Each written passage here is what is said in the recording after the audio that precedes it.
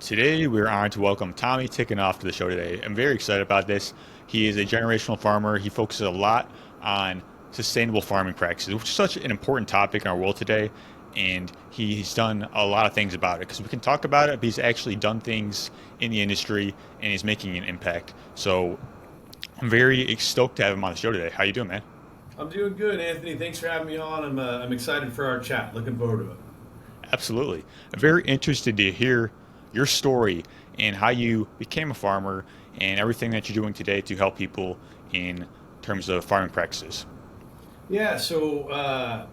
My family, my stepdad was a farmer, and growing up through high school, my dad was a pharmacist, not a farmer, and getting side work for other needs and funds as a high school kid. I'd go work on family friends' ranches. Learn a little bit about almond farming, corn, alfalfa, walnuts. We really live in the breadbasket here in Northern California, where we grow, 70% of the nation's produce. So we're pretty blessed to have a plethora of different ag commodities.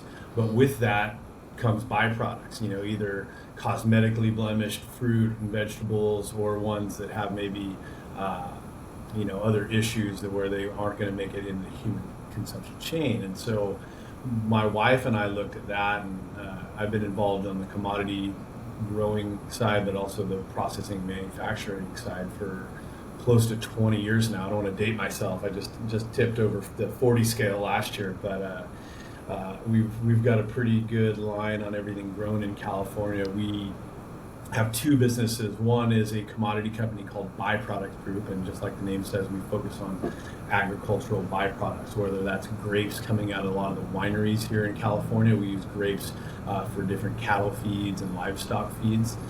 We use almonds for a variety of items. We have our brand Fresh Vintage Farms that sells almond oil and walnut oil. And recently we launched a mayonnaise made with almond oil. So what we're able to do there is use some of these cosmetically blemished almonds and walnuts and press them for their oil. Well, almonds and walnuts, a lot of the nutritional benefits that we love are omega-3s or omega-6s, vitamin E, it comes from the oil. Almonds inherently have about 50% oil content, and walnuts even higher at about 65% oil.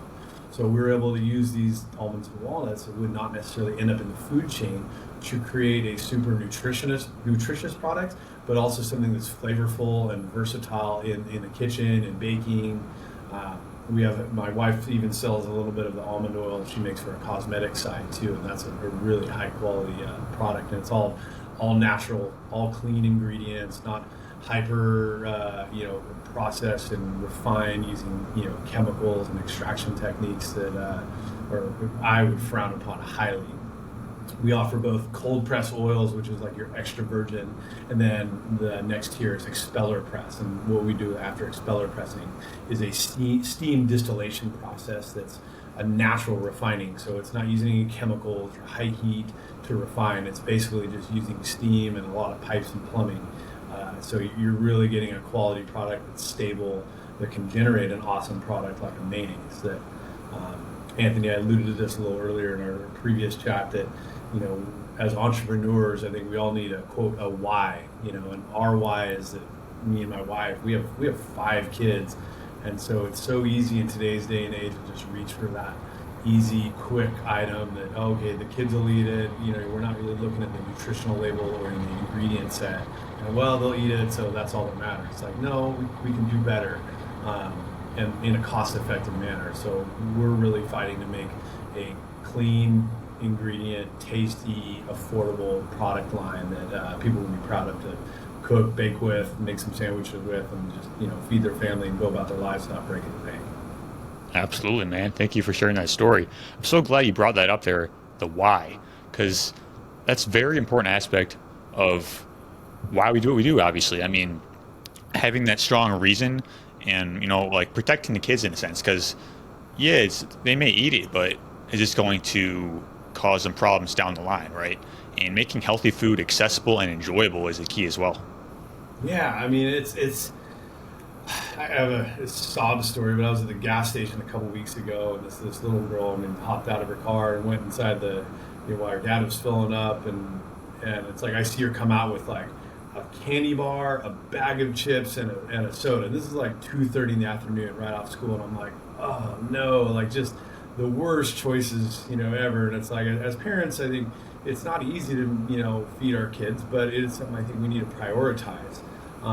And I get it. Like, we're all on budgets these days. Economic times have never, I say never been tougher, but they're certainly not easy. So some of those decisions can be made on a financial basis. But I think, I know some other entrepreneurs in the food space that are, on the same trajectory and battle as we are to make something that's clean, tasty, and affordable. That, again, our kids are big ranch buffs. Like the Hidden Valley Ranch is like a staple in our house. But our next product line extension after the mayonnaise is going to be to include a ranch.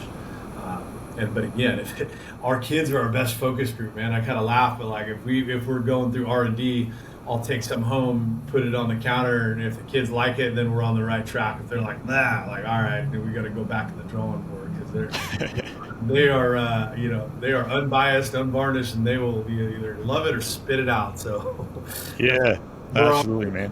Product's going to work or not. It's the kids.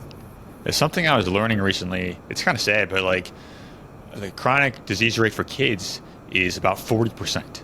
About 40% of kids have chronic disease. As adults here in America, we have 60%, at least one chronic disease, which is, both of those are absolutely terrible. And kids, it used to be a lot less, but that's actually quite comparable to adults these days.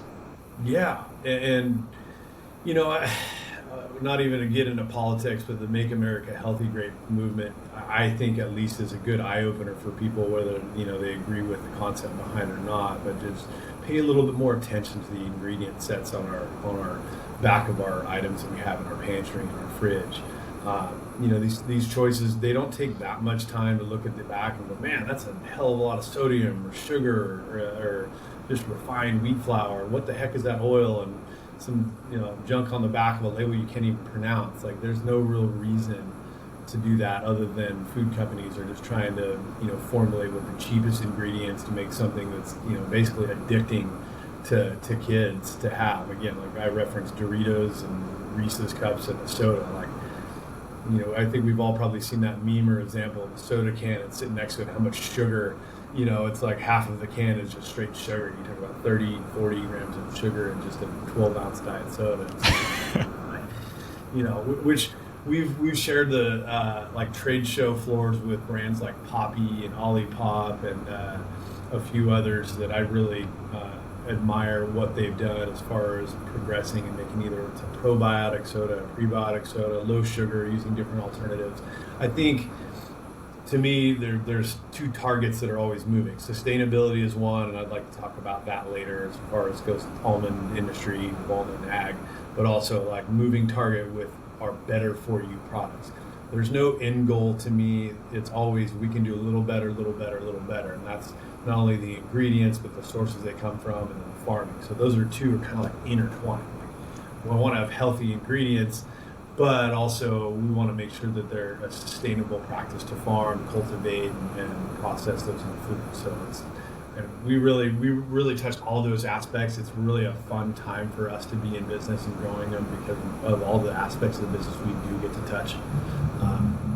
I'm involved with the USDA has an almond board of California, so that in quotes, and they have different committees, and I'm on the nutrition research committee, kind of a champion for almond oil in the space. And so it's kind of neat to touch on all facets of the business and progress and help studies be done and industry education be progressed, and just have fun with it, man. It's a blast. Absolutely, man. I mean, as you mentioned, just getting educated, just taking these small steps to learn more about the food that we're eating, where it's coming from, and just learning about the labels. And it's just real simple. Like, we can make these small steps every day. It's not about being perfect. It's about progress, right? As opposed to just kind of like buying whatever's on the shelf, just being a little more educated in your approach. I mean, that's always where it starts.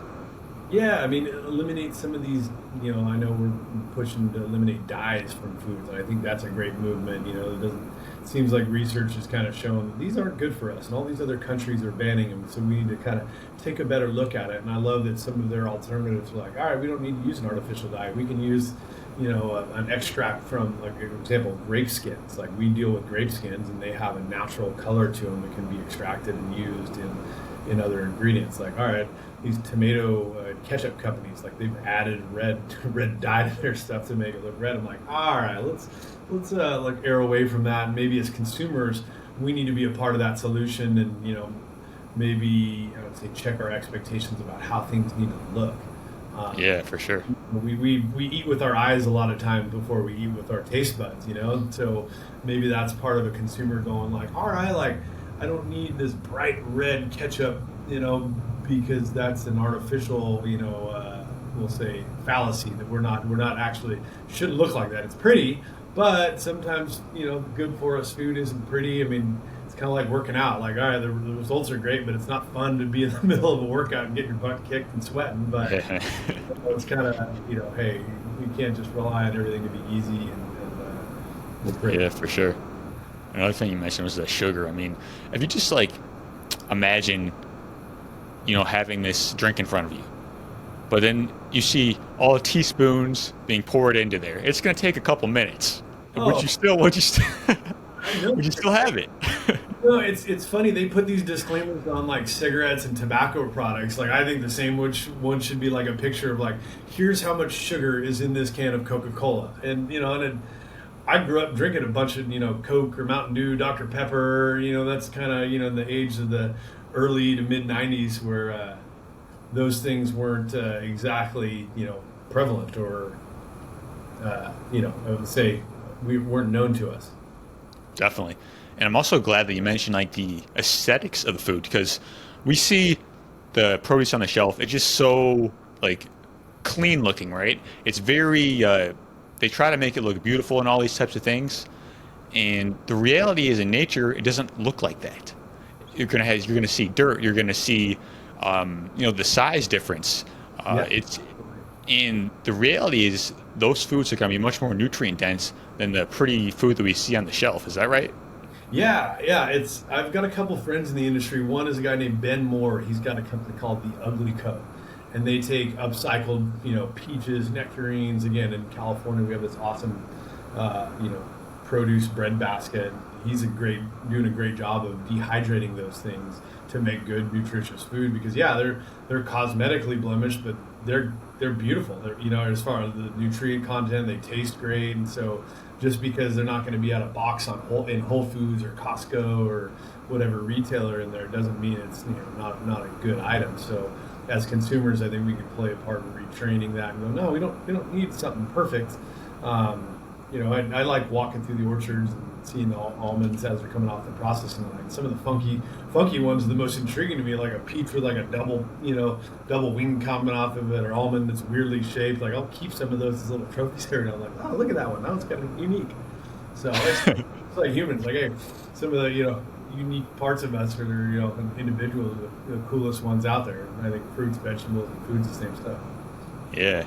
And don't be afraid to eat a little bit of dirt. It's actually good in a lot of cases, especially for the microbiome and things like that. It's like, the reason why, we see that pretty food is probably because of pesticides and all that. It's like, it's not natural in a sense. Yeah, I mean, the funny thing is, like, all right, and I believe in conventional farming. I believe in organic farming. They both have their place. They both have their consumer, and again, it's all a moving target of progress and moving towards what we think of and can understand as sustainable, in quotes. But yeah, I mean, some of the stuff that's off kilter or off grade or whatever, like, that's the spice of life, man. So. Definitely, man. Yeah, and organic stuff, I mean, hey, if we're not spraying it with pesticide, it's going to have more worm damage, more insect holes, and things of that nature. It's just, that's part of organic farming, and anybody that tells you different isn't in organic farming. So yeah, I often have conversations at trade shows, at retailers, with people that, I love those conversations because I don't shy away from them. I believe in education for people, but, people that don't live in and around agriculture have this concept of farming and the food system that's just not really reality. And so I like taking the time to talk about sustainability, farming practices, like why we can and why we can't yet do certain things. So and a lot of times it's like, oh, hey, no, organic should produce this much more, or we should be able to. Well, we're not there yet because some of the technology and growing practices just don't lead to it. I mean, you're going to have more insect damage in an organic field than a conventional. Why? Well, you can't spray for them in some applications. So that's just, hey. But that's the great thing about some of what we're trying to do on the upcycling front is like, okay, yeah, we can use those peaches or almonds or walnuts that have an insect damage or a blemish on them, and we can make another value-added ingredient that's not, a fresh fruit item in your local retailer. So. That makes sense. Aren't there like certain pesticides that are approved for organic farming as well? Yeah, and I would say those have gotten better and better over the last decade, 20 years too. I mean, they're organic fertilizers, or they're not considered a pestful harm. I'm not going to reference too much because I have buddies that are we see PCA pest control advisors at Farm Conventional and Organic. And if they listen to this, they're gonna rake me over the coals for misnaming herbicide versus a germicide and blah blah blah blah. So I don't touch that side of farming. I leave it to them, and they'll talk circles around me in that discussion. So I usually just reference them. But yeah, it's like some of the applications they're getting are a lot better. I know a bunch of farmers that will use organic fertilizers from other farming operations around here, whether it's cattle, turkeys, chickens. We have a lot of egg layers here in California, and then turkey farms, and they'll use the manure and the fertilizer out of there to fertilize their orchards, after harvest for almonds. And that's, again, a very symbiotic and circular economy that we have in our farming system here in Northern California too. We're really proud of it. Awesome. So what does it exactly mean to be like a generational farmer? Like, what are the philosophies that go into that, and how did that come about for you exactly? So there's this misnomer, specifically around almonds, that came from a report 25 years ago, that almonds were water wasters, and we were pillaging the land and not really being good stewards of our soil and our environment. And while I say that is untrue, there was part truth to that, but it's a pride that we take over the last 20 years of moving towards more sustainable practices. Why? Well, it's good for business to promote ourselves as sustainable, but I think the bigger why is that 90% of our farms here in California are family owned.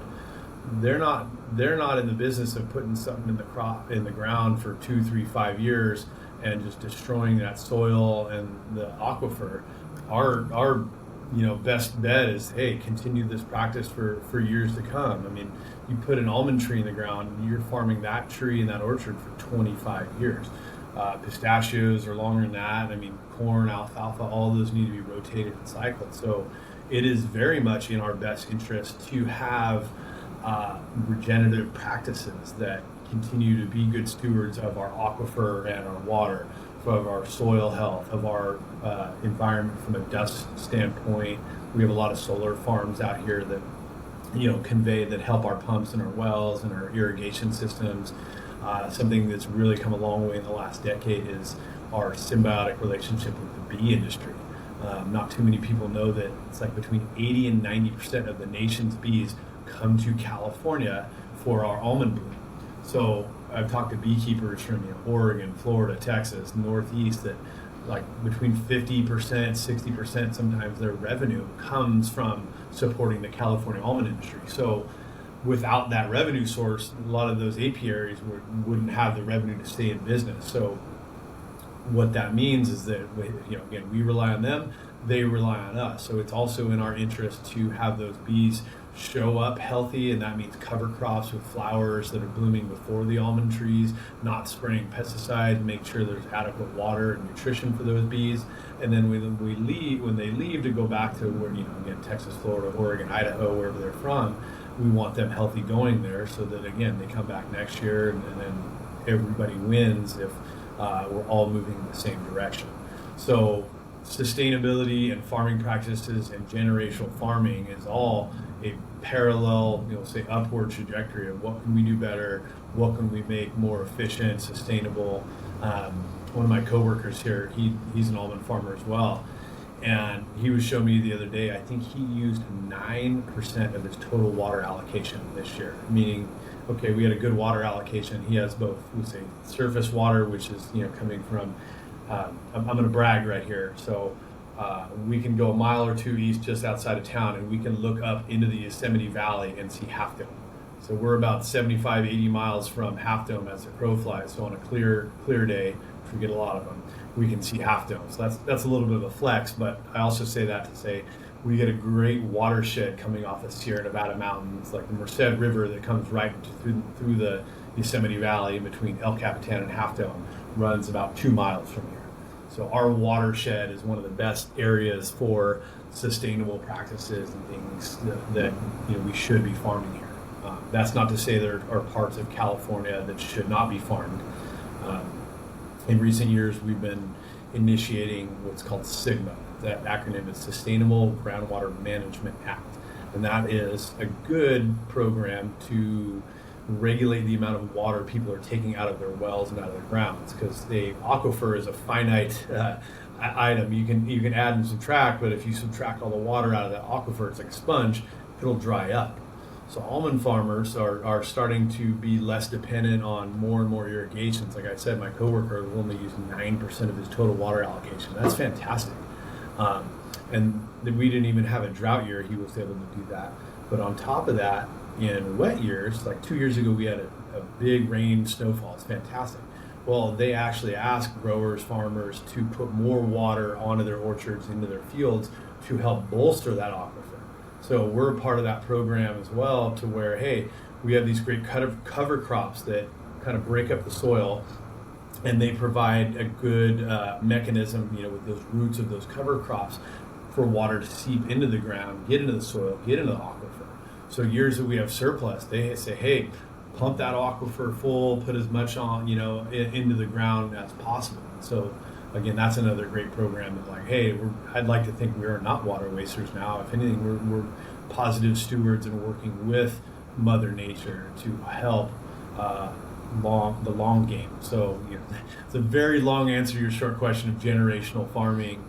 What it means to us is that, hey, like my kids go out to our ranch, and they're between 12. We have 5 children, a daughter that's 12, and then 4 boys, 9, 5, 3, and 1. So my wife has her hands full. But we'll take them out to the orchard, let them run around, and they understand farming, and not that they're doing a lot of physical labor. It's more for fun for them out there. But we want them to understand where their food comes from, and we go out there and see the bees during bloom, which is in the springtime, and they understand full circle where their food comes from, which I think is special. Wow, I love that. I mean, you talk a lot about sustainability and regenerative agriculture. Do you want to get into that a little bit? Yeah, regenerative agriculture kind of popped onto the scene as a buzzword the last few years, and so I love it because I believe the almond industry in California has been doing a lot to progress that for about 20 years. So the Almond Board of California helped outline a program called CASP, and that's called California Almond Sustainability Program, and it's got a lot of those initiatives that I referenced earlier about bee health, soil nutrition, air practices, water, whether it's retention or reduction and things like that. So growers take participation in that, and it really helps to kind of give them a playbook and a checklist for understanding those practices, when to time irrigations, and where your soil moisture should be at. So I'd say that's a very positive move for the industry, that they were very proactive. They saw that, hey, people we're farming more, our water supply was,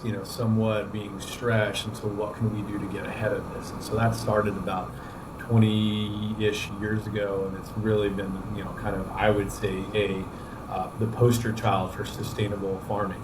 We also don't burn anything in our orchards anymore. They're all chipped and composted back into the ground. So an almond orchard has pretty much zero waste. So I referenced our 2 businesses. One is the retail brand that sells oil and mayonnaise, and the other one is a bulk commodity division that we sell byproducts for them. Almonds, walnuts, pistachios, grapes, sweet potatoes that we grow. We've done peaches, nectarines, cherries, olives. We touch a lot of different commodities. And one of the things we're proud to do is be able to use a blend of those several ingredients. Like we will use almond meal that comes out of some of our manufacturing lines. It's not, food grade, or it can't be used in food. We'll blend that in with for example, some grape skins and some almond shell and maybe one or two other ingredients, and make a good tailored nutritional cattle product that goes to cattle feed here in California. We have some export business that goes to Japan and Korea that exports other feed items as well. And so, we believe not only is it a great thing to have kind of our circular regenerative ag, we'll say programs to make sure all those commodities are used and maximized, but it also helps put more money in growers' pockets, and there's a value being derived to those too. So, the word sustainability to me means a lot of things. One, it's on the farming practices, but two, farmers aren't sustainable if they're not making money. And that doesn't mean they have to make money hand over fist, but anybody that's farmed, whether it's here, the Midwest, or South. I lived in Florida for a time. There's a lot of good farmers out there. You can't stay in farming if you're losing money year after year. So, put more money into growers' pockets just helps them do more. Hey, okay, I made a little bit extra money this year. Let's invest in some more solar, or let's invest in some clean tractors, which California had some good programs for that for a while, of getting some of these clean burning tractors into the market too. So, long-winded way of saying, hey, we really believe in sustainability, but it's more than just a buzzword. It's a moving target. It's something that, hey, I want my kids to be able to live here. I was born and raised here in the Central Valley, which is, like I keep referencing, one of the best agricultural regions in the world. And so I'm proud that I know other groups of farmers, especially on the almond side, from Australia, from Europe, South America. They'll come here to California and take some of the practices that we're initiating and implement them in their practices, overseas or down in South America. So that's kind of a nice tip of the cap to what we're doing here. Absolutely, 100%, man. Out of curiosity, the stats of the conventional farming and overdoing it? What is that really doing to the world in a sense? Are you referencing as far as chemical sprays and conventional farming there, or what? Yeah, just as a whole, what is it really doing to the environment in the amounts that we're doing it in, I guess? Glyphosate, I don't think it's any glyphosate Roundup. I don't think it's any secret to anybody. It's not a good item for us to have on food in our bodies in general. So, some of the studies coming out about glyphosate residues and cancers and other tumors it can cause is just horrendous. So, I think some of that being more apparent to consumers is a great thing even for farmers, because hey, if consumers are making choices in the stores based on glyphosate residue free or pesticide free, and willing to spend, let's be honest, the extra $1 or $2 on an item to have a glyphosate free product, then hey, that's going to make a bigger market for that. That trickles back to farmers saying, okay, hey, if I choose to farm in this manner, that maybe I'm not using these pesticides, that I can get paid enough to justify the different expense. And so while I think there's a kind of a home for each side of the farming, in our house, we don't people say Roundup all around their house. We don't, because our kids live and play around there. Our orchards have timed sprays so that it's not when an almond kernel is exposed to it. So it's all right, you might be able to do a minimal amount of sprays, but try to implement it so it's not on the product. For example, our almond and walnut oil, glyphosate is not water soluble, so we're able to have tests that show that there's no glyphosate in our products, which makes me feel good about what we're doing, because we use almonds and walnuts in our products, not just really even from our products at all. We buy from producers up and down the state, from pretty much a 500-mile stretch up and down California. And the reason we do that is we're buying their rejects, their chip, scratch, broken, their insect damage. We're buying the 2 to 3% of the industry that is their culls, we call it, or the products they're not going to use. So we can test for Roundup coming from different sources in our oils, and so I think those are important.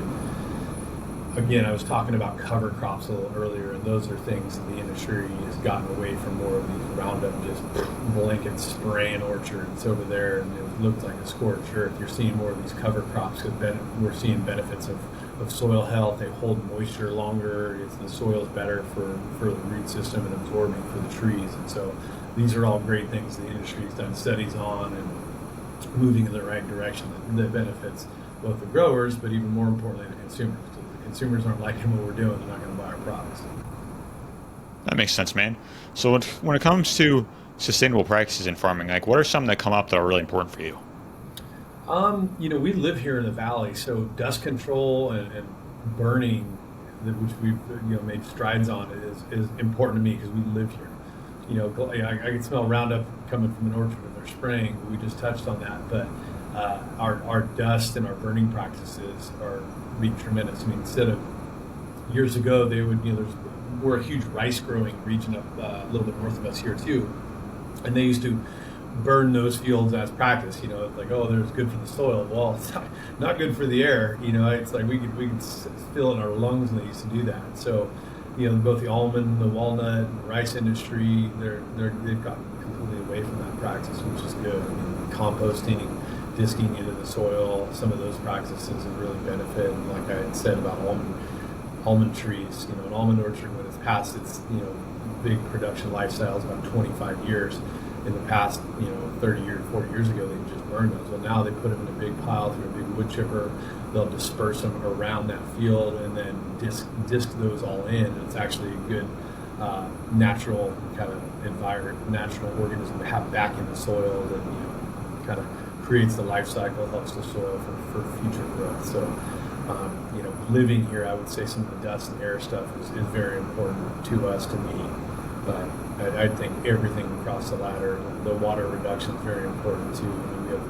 We have a bunch of reservoirs up in the foothills, and in our drought years, it's pretty sad to see those get pretty low. But we've done a good job of reducing water usage. But also, I'm an outdoorsman and a fisherman and a hunter, so I like to see those rivers getting a good amount of flow for our salmon population, for our bass, our salmon, for trout, but also the deer, turkeys, bobcats, and everything. Call those rivers home. And rivers are probably my favorite thing because it's a living organism to me with all these bodies of water. So, again, California has a heart for these things, especially up in Northern California, because all my buddies that are farmers, they're also outdoorsmen and their families. We go camping and fishing and hunting, and so we understand the relationship with the environment, both our cultivated environment and the natural environment. So it was about 2 or 3 months ago, I was lucky enough to host a group of students from, I think it was Penn State.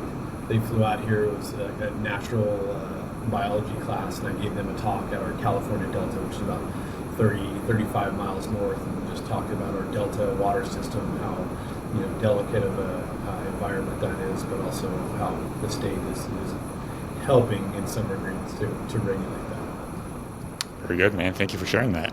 Yeah. So you've done a lot of cool things with oils, but first of all, let's talk about the atrocities of the oils in the food system, such as the vegetable oils and things like that. Do you want to talk about that a little bit? Yeah. I mean, I referenced earlier we have 5 kids in our house, so seeing some of the ingredients on the back and seeing some of these oils come in on tanker trucks and knowing that those were chemically extracted and chemically refined, it's like, and we've seen testing. It's like, oh, there's residual petroleum and gases and hexane in some of those oils. So, they have those residual components to them, and then also on top of that, they're inflammatory for your body. Well, healthy, good oils, whether it's almond, walnut, olive oil, some avocado oils, I'll get into that in a minute, are healthy for us. They should have good omega-3, 6s, or 9s, which are all good components for our body.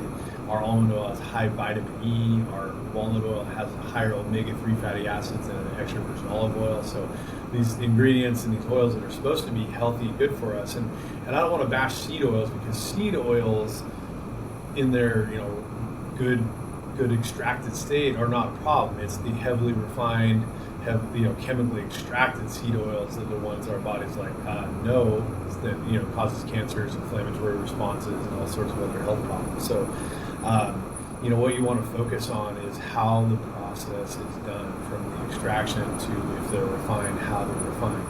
I referenced to you, we have a cold press oil, which is like a very like an extra virgin olive oil. And then we have an expeller press, which uses a little bit of heat. And then if we're going to refine it, it's naturally refined, which it only uses steam. So you're not adding any junky components to it. The big problem with seed oils, like I said, is the extraction, refining, or the false labeling.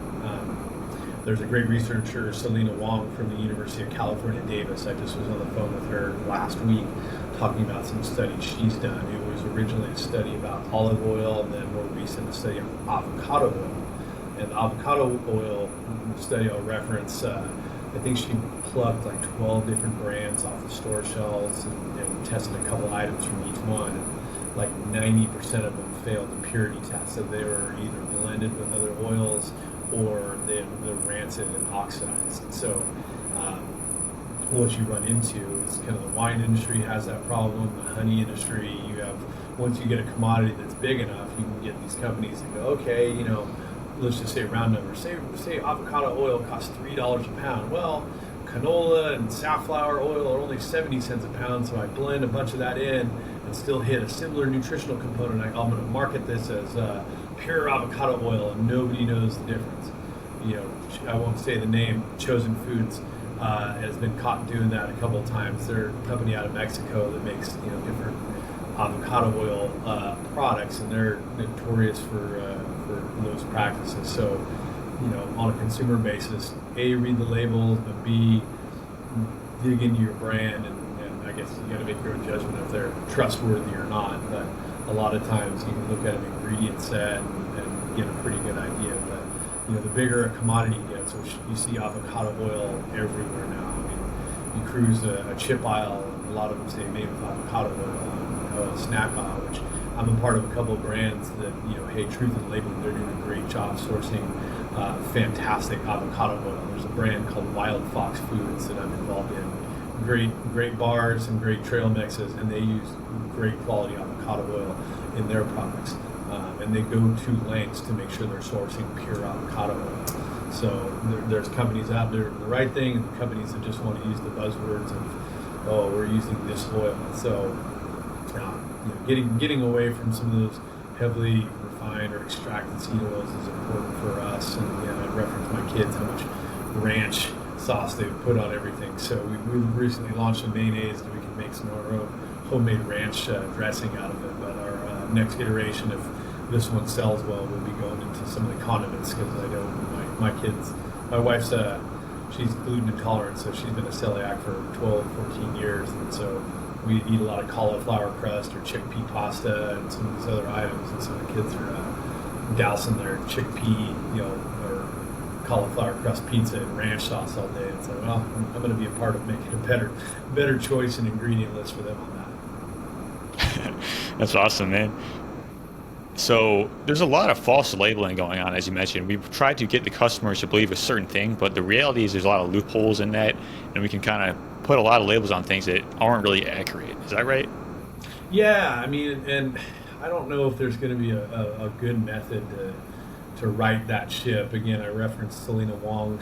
She had done some oil studies for olive, avocado, and then she kind of hinted that she's got another study coming out about like some actually consumer packaged goods. It may or may not be potato chips or something like that, but they're going to test those for what oils are actually in there, whether they're listing canola, safflower, sunflower, olive, avocado oil, and test to see what those are. And again, I think she does a great job of, she's not trying to do anything, maliceful or bash any brands, but just trying to hold people accountable. If you're calling something pure avocado oil or canola oil and using something different, then hey, you're lying to consumers, and that needs to be brought to light. So, truth in labeling, I very much believe in, and we make choices that aren't exactly cost effective all the time, but if we want to be proud of what we're putting on the packaging, and I know other brands go to the same lengths, then sometimes you got to make a decision that's not the best financial decision, because there's ways to cut corners, but that's just not what we're about. Absolutely, man. I was learning recently that, the conventional oils that we talked about, a lot of times it takes 40 to 100 steps to get processed, each step requiring its own factory. I mean, that is the definition of an ultra-processed food, if I've never heard one, right? Yeah. and you talk about the logistics to get it from one facility to another, and it's like, it's like, that's why we're proud that, like, hey, everything we do is here in the valley, and stays in the valley. You're not trucking something from one place to another, because you think, hey, trucking takes fuel or diesel or whatever else, and like that's just another step in the process, adding cost, but also greenhouse gases and everything else. So I think some of the logistics stuff is important when you're talking about eating local, or at least something that's not imported. And again, some foods we just can't grow or get here for one reason or another. So nothing against imported or exported foods, but I think the more that we can have something that's logistically close is going to benefit our food system. Absolutely, man. So you've done a lot of cool things with your oils as well. You want to talk about that a little bit more? Yeah. So it's funny how we got into the oils. We were involved in a aquaculture project. We were trying to make a high protein fish meal, and so we had this stainless steel cold press that was a food grade piece of equipment. We were basically running R&D on it, and we were extracting oil from pistachios and almonds. And I took some of the oil home and started cooking with it. And I'm like, wow, this is really good. I gave some to some professional chefs that we know in the area that own restaurants and family friends. And, wow, this is really good. You should sell this stuff. So, being entrepreneurs, me and my wife, we came to market with the brand, and there was no Netflix and chill. There was Netflix and bottle and label and everything else in our kitchen to make the first few hundred, if not 1,000 bottles. And from there, we've gotten some good retailers that took us on with our cold pressed almond oil and our cold pressed walnut oil. We've been asked for a high heat cooking oil, so we just recently came out with a naturally refined almond oil, which is similar in function to some of your like avocado oils you would use. That's very neutral flavor but has a high smoke point. Almond oil is naturally high in omega-6 fatty acids, which our body needs. Also has very high vitamin E content, which is great for skin health, whether you're eating it or actually putting it on your skin. But we say, hey, go ahead and eat it, and it's still going to benefit your skin as a a biological creature there. And the latest innovation we have, we just came out with it this week. We got our first shipment, was our mayonnaise. So of all things, one of my employees, we used to call them Content Fridays. We knock out like 7 to 10 recipes and make a bunch of content around cooking videos and how to use almond oil. And one day he goes, hey, let's make some mayonnaise. And I didn't even know at the time that mayonnaise is about 80% oil, whether what other oil you're using, whether it's canola, sunflower, safflower, avocado oil. And so we made this recipe of a mayonnaise, and it turned out great. We're like, wow, we were shocked. We're like, I'd never made mayonnaise. We had to like order one of the little whisker emulsifier, sticks in the kitchen. So that was kind of comical looking back. But we made this mayonnaise. Like, wow, this is really good. So I go, well, let's look in the market a little bit more. Like, wow, nobody's ever made an almond oil mayonnaise. So we took a recipe to a co-packer, because like, hey, I can make mayonnaise in my kitchen, but to make it on an industrial level, we need a co-packer. So we went to a co-packer that had been making mayonnaise for 120 years. And they made it for their brands, for every brand, and they really know what they're doing. And they called us like a day or two after receiving our oil and then our samples of our mayonnaise. They go, this is fantastic. They go, well, what do you mean? They go, we sampled it around the office, and everyone was blown away by how good the mayonnaise was, and nobody guessed that it was made with almond oil, because they had never made a mayonnaise with almond oil in their 120 years. It never even occurred to them. Well, as it turns out, on a molecular level, almond oil emulsifies really well, which basically means it makes a great mustard or a mayonnaise texture, flavor, and everything else that goes with it. So on an innovation scale, it's like, wow, they go, you guys hit the nail on the head. We haven't wanted any other projects, so we're really busy as a co-packer, but we want to take this one on. So basically what they explained to us is, hey, you guys have a really awesome item here. We think it's going to be a winner. And so it's been fun to innovate on that. We really much believe in a clean ingredient. So, we made sure that our ingredient list is very clean. You can pronounce everything on there. There's no unnatural products or dyes or flavors. It's real mayonnaise. It uses almond oil, eggs, vinegar, a little mustard, and then I think rosemary extract is our natural preservative over there. So it's a great item. It tastes great. We just launched it this week. So freshvintagefarms.com or Amazon or a retailer near you. Absolutely. I applaud you for doing that, man, because we have these products that most people are accustomed to, like mustard, oils. Like we use these in our culture a lot, right? But Yep. we're so used to it, and we're doing the conventional versions of them, and we're kind of harming our health in a sense. But what you've done is you've kind of taken things that people are used to, the same things that they grew up with, but you made it healthy for them, right? So you can consume these things and still get actually the benefits out of them instead of just harming your health. So I think it's a great idea.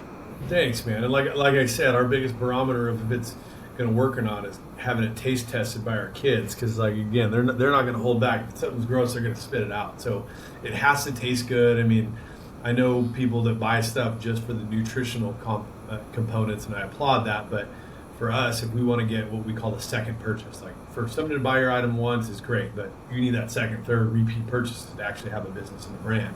And so if the flavor is not there, you're not going to get it.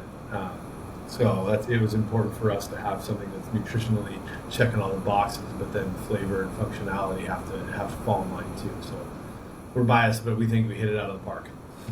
Absolutely, man.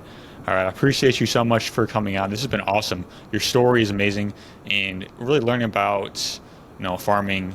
I think it's important to know where your food comes from, learning about regenerative agriculture so we can actually help the environment in the process. So I think you do great work, man, and I appreciate you so much for coming on and sharing all your insights with us. It's been a blessing. Yeah, thanks for having me, and I hope your audience learned some stuff and about this, and we can all kind of, again, as a consumer base, move towards a better food system. Absolutely. If people want to connect with you and your work, where can we go? Our website is freshvintagefarms.com. You'll see new products out there. You can shop on there. I don't manage our Instagram or anything else. They're a little bit busy to be dabbling with that, but you can see updates on Instagram, Facebook, all those little social platforms. We have some content on recipe items and just insights on what we do, why we do it, and how we do it. Awesome, man. Appreciate it. Cool. Thanks, Anthony. All right, take care.